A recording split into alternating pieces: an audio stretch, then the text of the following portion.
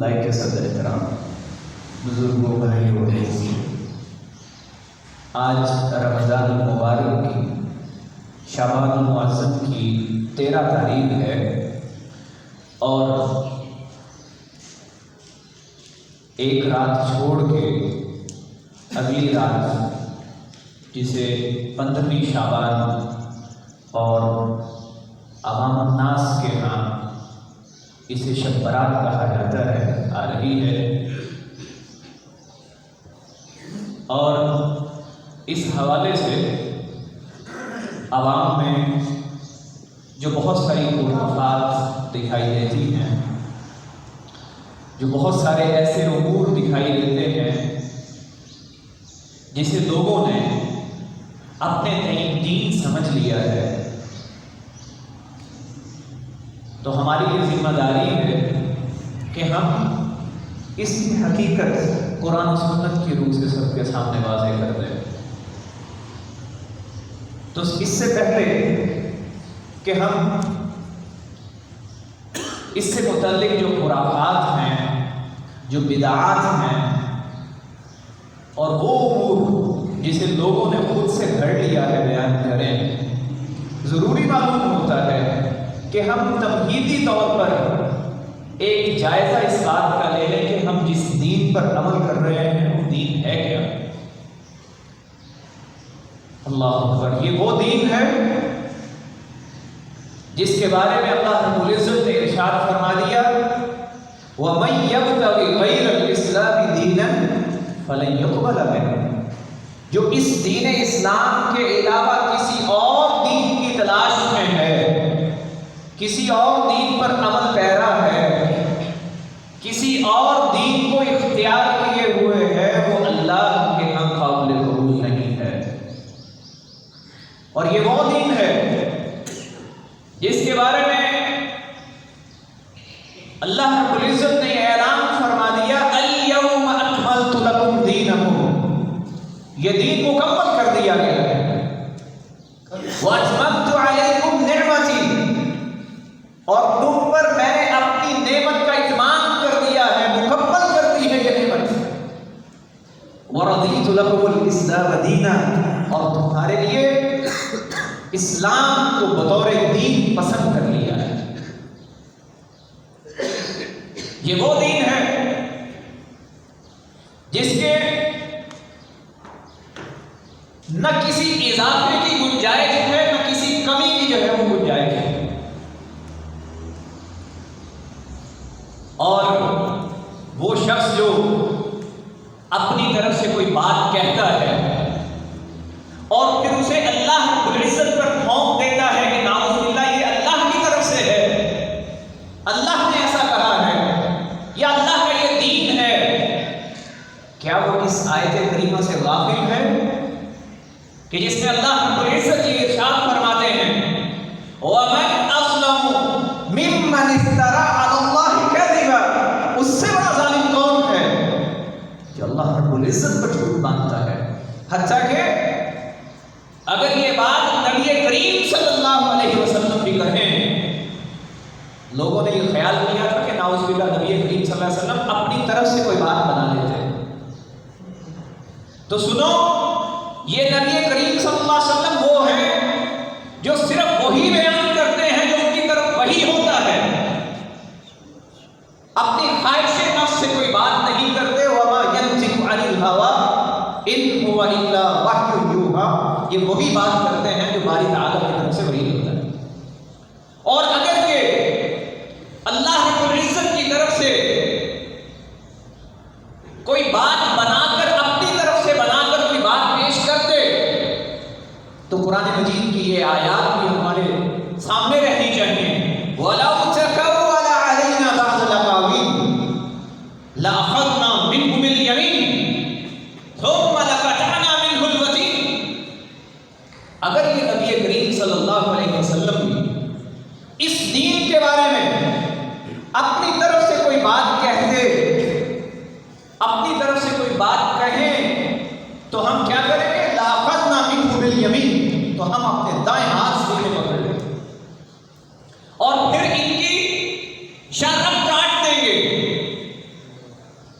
فما منکم من احد عنہ حاجزین، اور تم میں سے کوئی انہیں روکنے والا بھی نہیں ہوگا۔ اللہ اکبر۔ گویا نبی کریم صلی اللہ علیہ وسلم جو بات فرماتے ہیں یہ عین وہی بات ہے جو اللہ رب العزت نے وحی کے طور پر جو ہے وہ اتار دی ہے، اور ہمارے لیے اتباع کس بات کی حکم دیا گیا؟ فرمایا اتبعوا ما انزل الیکم من ربکم، لوگوں اس چیز کی پیروی کرو جو تمہارے رب کی طرف سے تمہاری طرف نازل کی گئی ہے، ولا تتبعوا من دونه اولیاء، اس کے سوا دیگر خود ساختہ معبودوں کی پیروی نہیں کرو جنہیں خود سے تم نے جو ہے اولیاء بنا لیا ہے، اس کے سوا کسی اور کی جو ہے وہ پیروی نہیں کرو۔ اور نبی کریم صلی اللہ علیہ وسلم کے بارے میں قرآن مجید نے یہ واضح طور پر بیان کر دیا، یا ایھا الرسول، اے نبی کریم صلی اللہ علیہ وسلم جو کہ سید الاولین والآخرین ہیں، وہ نبی جو انبیاء کے امام ہیں، اللہ اس انسانیت کے امام ہیں، جنہیں معراج کروا کر گویا کہ اس بات پر مہر تصدیق ثبت کر دی کہ اللہ رب العزت کے ہاں سب سے عظیم جو مخلوق ہے وہ انسان ہے، اور انسانوں میں عظیم تر نبی کریم صلی اللہ علیہ وسلم ہے۔ کیا ارشاد ہوا؟ فرمایا یا ایھا الرسول، اے نبی کریم صلی اللہ علیہ وسلم، اے پیغمبر، اے ہمارا پیغام پہنچانے والے نبی، بلغ ما انزل الیک من ربک، آپ کے رب کی طرف سے آپ کی طرف جو نازل کیا گیا ہے اس کا ابلاغ فرما دیجئے، لوگوں تک پہنچا دیجئے۔ فَإِن لَّم بَلَّغْتَ فَإِن لَّم تَفْعَلْ، اگر آپ نے ایسا نہ کیا، فَمَا بَلَّغْتَ رِسَالَتَهُ، آپ نے اپنی رسالت کا حق کوئی ادا نہیں کیا۔ فَإِن لَّم تَفْعَلْ، اگر آپ نے ایسا نہ کیا، یعنی اس دین کی کسی بات کو چھپا لیا یا اپنی طرف سے دین کوئی بنا دیا، اے نبی صلی اللہ علیہ وسلم اگر آپ نے ایسا نہ کیا، دین کو جو آپ پر اتارا گیا ہے اسے نہ پہنچایا، تو کیا ہے؟ فما بلغت رسالتہ، آپ نے گویا اپنی رسالت کا حق ادا نہیں کیا۔ واللہ یعصمک من الناس، اللہ رب العزت آپ کی خوب حفاظت کرنے والا ہے، لوگوں سے آپ کا تحفظ کرنے والا ہے۔ اللہ رب العزت نے اس وحی کی حفاظت کا ذمہ بھی اپنے سر لیا ہے، اور آپ کی حفاظت کا ذمہ بھی اللہ رب العزت نے لیا۔ اللہ اکبر۔ اور نبی کریم صلی اللہ علیہ وسلم نے پھر یہ دین پہنچایا کہ نہیں؟ کیسے خوب طریقے سے یہ دین پہنچا دیا، اور جب یہ دین مکمل ہو گیا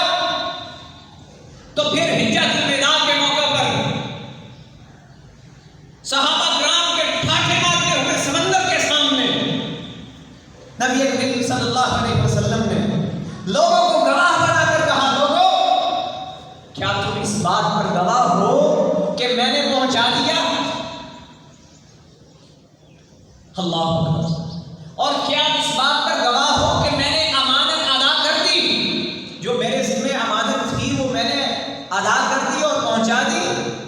تو صحابہ کرام رضوان اللہ علیہم اجمعین نے آگے سے کیا جواب دیا؟ فرمایا نعم، یقیناً اللہ کی قسم، کل بلغت، آپ نے پہنچا دیا، وَأَدَّيْتَ، اور آپ نے امانت ادا کر دی، جو آپ کے ذمہ امانت تھی وہ آپ نے ادا کر دی، پہنچا دی، وَنَصَحْتَ الْأُمَّةَ، اور آپ نے نصیحت کی بات فرما دی، آپ نے صرف کسی بات کو چھپایا نہیں ہے، آپ نے کوئی اس میں اضافہ نہیں کیا ہے۔ اللہ اور احباب کرام کا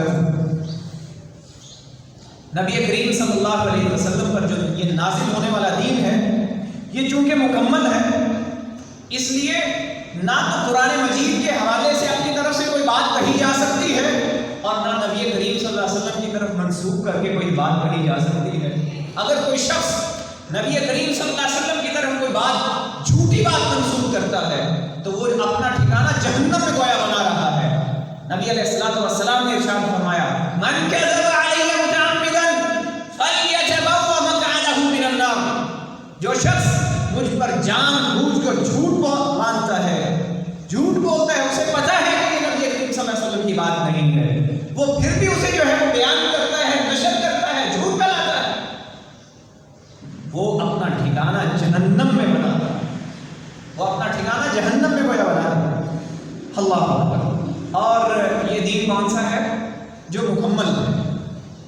اس دین میں اگر کسی شخص نے یہ سمجھا کہ کوئی اضافے کی گنجائش ہے اور اس نے اضافہ کیا، کوئی ایسا عمل کیا، من احدث فی امرنا ھذا، اس دین میں جس نے کوئی ایسی بات کہی جو اس دین میں نہیں تھی، کوئی نئی بات گھڑ لی، ما لیس منہ فہو رد، وہ اللہ کے ہاں مردود ہے، اللہ کے ہاں قابل قبول نہیں ہے۔ من عمل عملا لیس علیہ امرنا فہو رد، جس نے کوئی ایسا عمل کیا جس پر ہمارا عمل نہیں ہے، وہ اللہ کے ہاں قابل رد ہے، اللہ کے ہاں قابل قبول نہیں ہے۔ اور نبی علیہ الصلوۃ والسلام خطبے میں کیا ارشاد فرماتے ہیں؟ ان خیر الحدیث کتاب اللہ، باتوں کی سب سے عظیم بات، سب سے بہترین بات اللہ کی بات، قرآن کی بات، کتاب اللہ ہے۔ وخیر الہدی ہدی محمد صلی اللہ علیہ وسلم، اور بہترین ہدایت محمد الرسول اللہ صلی اللہ علیہ وسلم کی ہدایت۔ اور پھر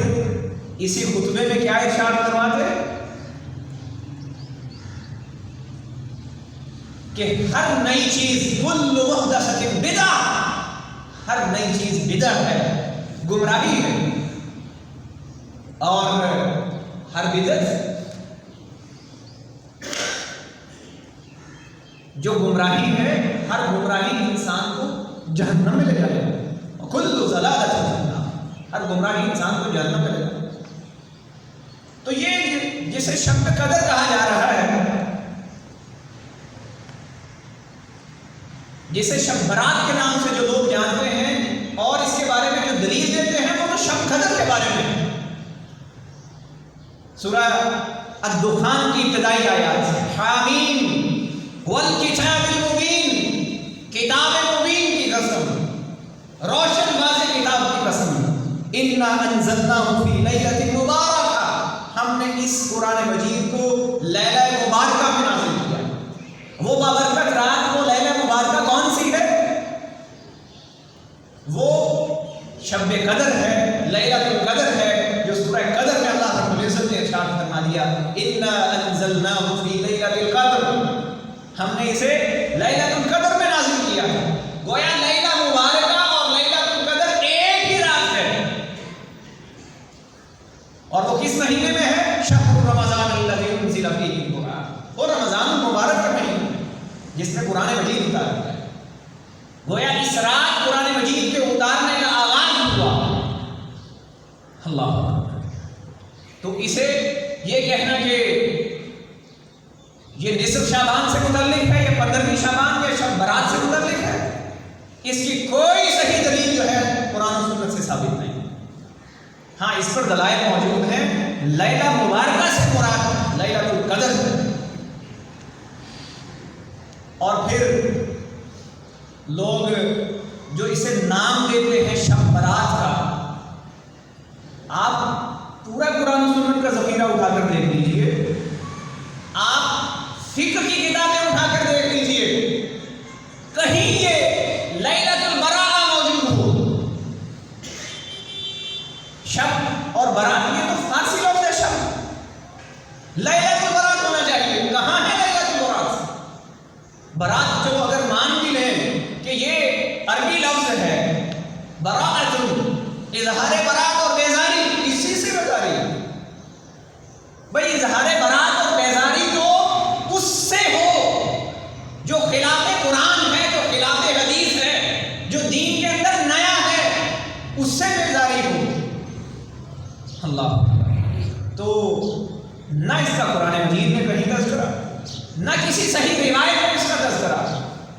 اور نہ فقہ کی کتابوں میں اس کا ذکر ہے۔ پھر یہ لوگوں نے کہاں سے بنا لی اور کیسے جو ہے وہ خود سے نئی نئی باتیں جو ہیں وہ اس میں ایجاد کر جی اس میں چراغاں کیا جاتا ہے۔ یہ تو وہ مجوسیوں کی نقل ہے جو آگ جلا کر عبادت کیا کرتے تھے، حلوہ تقسیم کیا جاتا ہے۔ یہ تو ہندوؤں کی نقل ہے جو کہ سال میں ایک بار یہ تقسیم کرتے ہیں، شرینی میں تقسیم کرتے ہیں، حلوہ تقسیم کرتے ہیں، اور کبوں کو جو ہے وہ کھلاتے ہیں اور کہتے ہیں کہ یہ ہمارے پٹھوں کے لیے ہے۔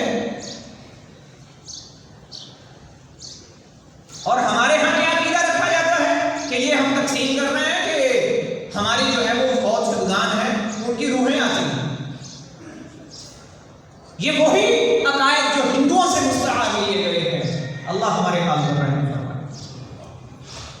اور پھر یہ عقیدہ کہ اس رات جو ہے وہ قبرستان جایا جائے، اس کی کوئی جو ہے وہ دلیل قرآن سے یا نبی علیہ الصلوۃ والسلام کے فرمان میں موجود نہیں. لوگوں نے نہ جانے جو ہے وہ کیسے گھڑ دیا. اس رات کی عبادت صلاۃ الفیہ 1000 رکعتیں، صلاۃ الرغائب، وہ نام جو کہ قرآن و سنت میں موجود ہی نہیں ہے، خود سے بنا لیا.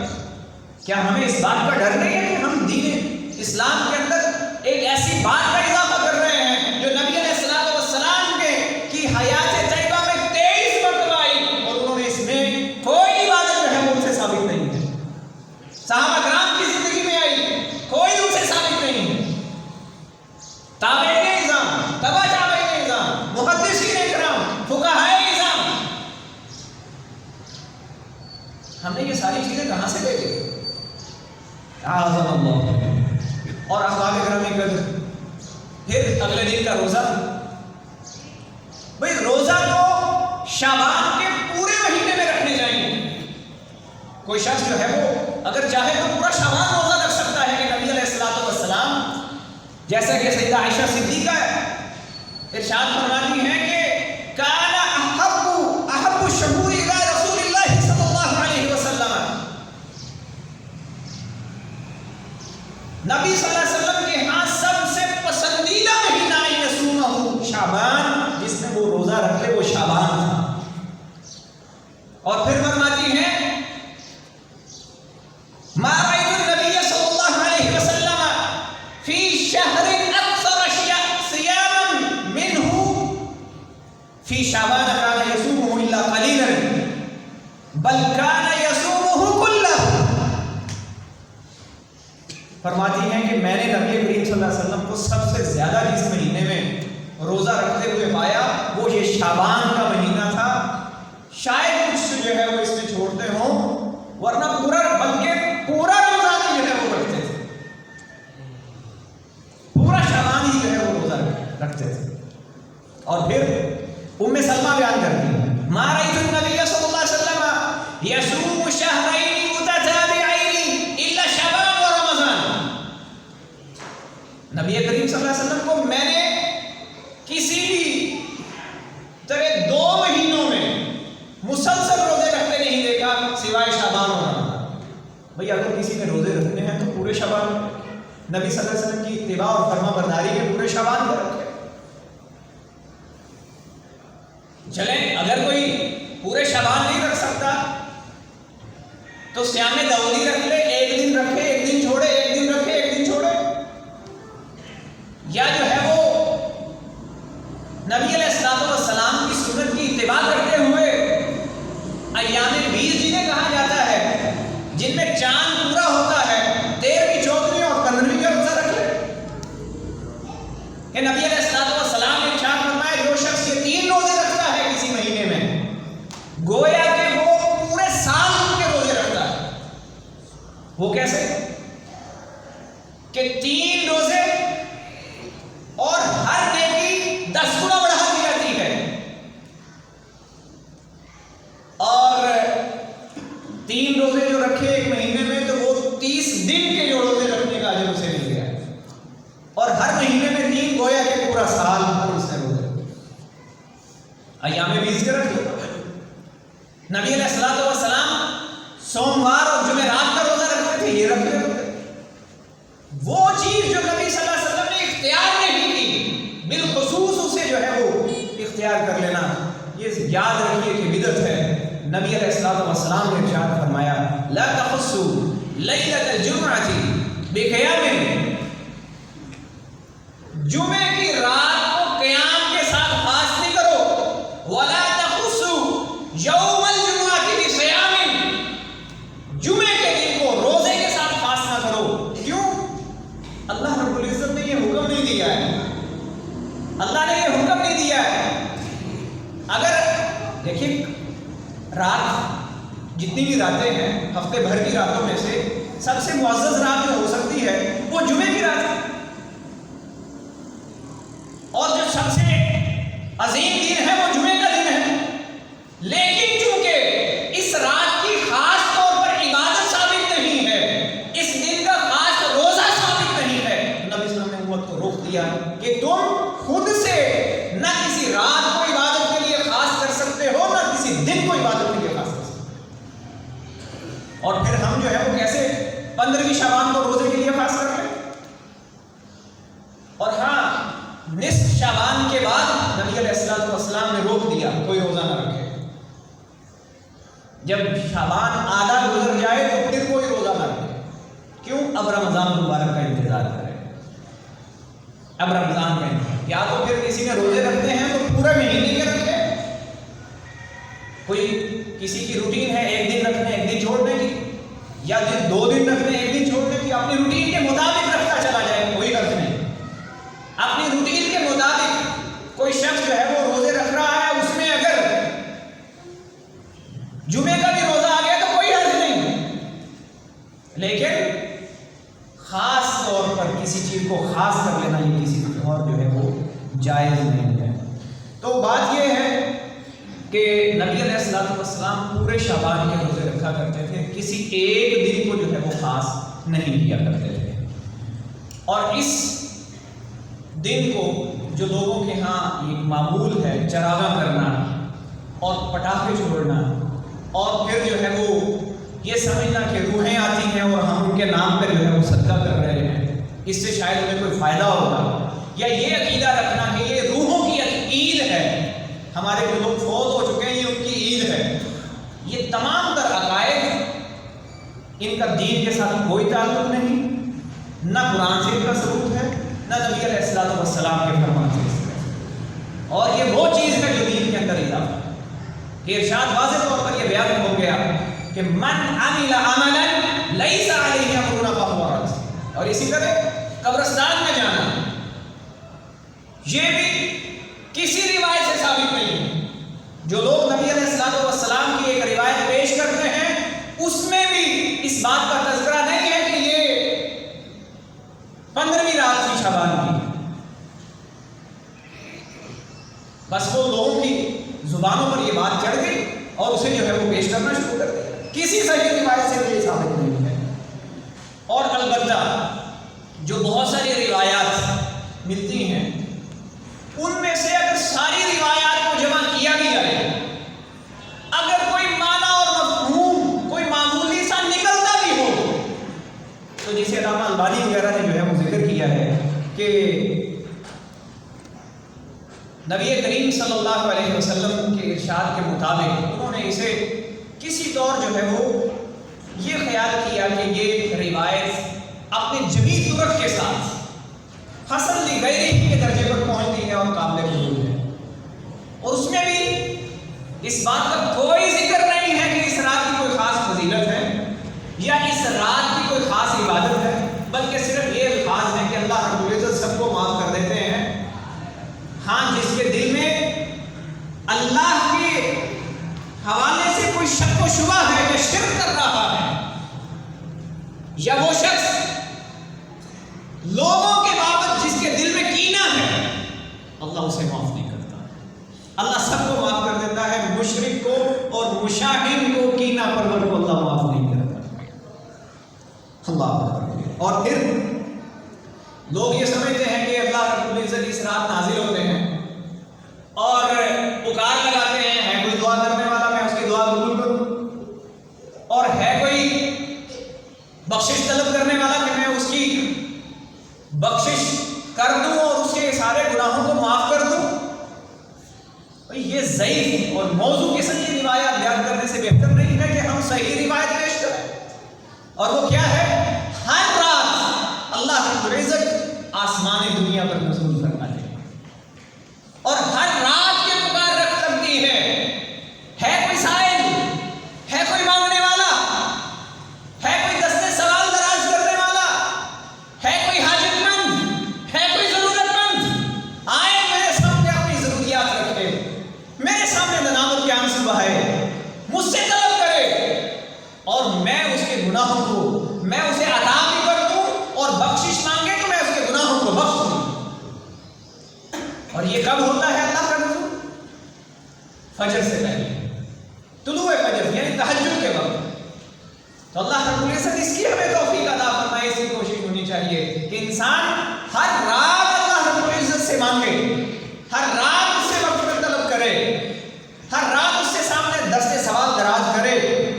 تو اللہ رب العزت اسے جو ہے وہ یقیناً معاف فرما دیتے ہیں. اور اس حدیث مبارکہ کے مطابق یہ والا معاملہ طلوع فجر تک جاری رہتا ہے. فلا یزال کذالک حتی یزل الفجر، جب تک فجر طلوع نہیں ہو جاتی اللہ رب العزت یہ بات فرماتے ہی رہتے ہیں. ہے کوئی طلب کرنے والا، مغفرت چاہنے والا، مجھ سے مانگے اور میں اسے معاف کر دوں؟ ہے کوئی سوال کرنے والا سائل، مجھ سے مانگے اور میں اسے عطا کر دوں؟ یہ پکار جاری رہتی ہے اور یہ عطائیں اللہ کی طرف سے جاری رہتی ہیں حتیٰ کہ فجر طلوع ہو جائے. تو اللہ رب العزت سے دعا ہے اس دین کی کاملیت اور اکملیت کو ہمیں سمجھنے کی توفیق عطا فرمائے، اس کی جامعیت اور جماہیریت کو جاننے کی توفیق عطا فرمائے، اور ہمیں خالص اس دین پر عمل کرنے کی توفیق عطا فرمائے جو اللہ رب العزت نے اتار دیا ہے، اور سارے دین پر عمل کرنے کی توفیق عطا فرمائے کہ ہمیں یہ حکم دیا گیا ہے ادخلوا فی السلم کافہ، پورے کے پورے دین میں داخل ہو جاؤ. اپنی مرضی کے مطابق اس پہ پک اینڈ چوز کا جو ہے وہ کوئی فلسفہ نہیں ہے، کسی کو اختیار کر لیا اور کسی کو رد، بلکہ کیا ہے سارے دین پر عمل کرنا ہوتا ہے. اللہ رب العزت سے دعا ہے کہ اللہ تعالی ہمیں اس دین پر عمل کرنے کی توفیق عطا فرمائے، اور اس کی بدولت اللہ ہمیں اپنی رضا سے نواز دے، اپنی جنت کو ہمارے لیے آسان کر دے، ہمیں اپنی جنت میں داخلہ آسان کر دے، اپنے ہر طرح کے عذاب سے، دنیا اور آخرت کے عذابوں سے محفوظ فرما لے، جہنم سے محفوظ فرما لے، اور اللہ دنیا اور آخرت کی تمام ساتھ میں ہمارا مقدر فرما دے. اقول قولی ھذا استغفر اللہ لی ولکم ولسائر المؤمنین والمؤمنات وما علینا